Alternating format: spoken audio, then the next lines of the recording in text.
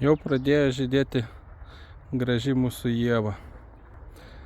Mūsų protėviai anksčiau su šitą ievą, su visais nuovirais įdomiais, darydavo antpilus, nuovirus nuo žaizdų, nuo opų, gangrienos, nes labai gerai stabdo kraują įvairiausi.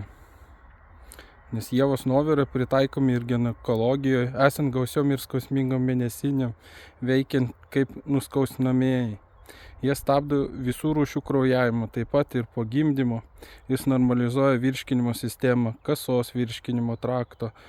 Daugelis žmonių žino, kad traumos vietą reikia vėsinti, tačiau mažai kas žino, kad ievos lapai turi panašių poveikių.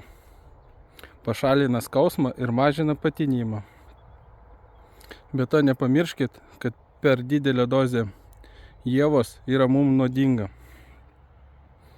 Nes ievo yra didesnė kiekyje gitrociano rūgšties, kuris suteikia kartumo, skonio, o perteklius laikomas mūsų organizmui nuodingas.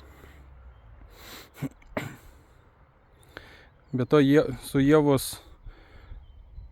ieva dar mažina cholesterolį kiekį kraujoje, stimuliuoja imuninę sistemą, reumatitą, dermatitus visokiausius dar padeda žmogui.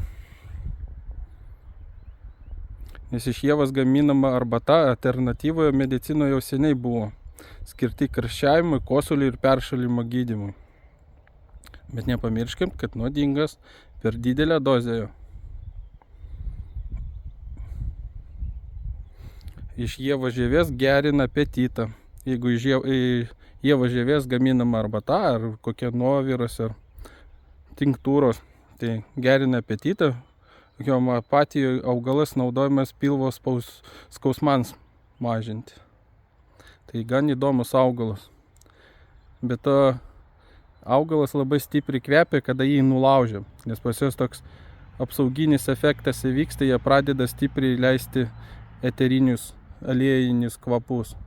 Dėl to būna, kada jų kambarį paliekam, tai net apsvaigina galvą. Bet čia dėl to, kad mes ją nulaužiam.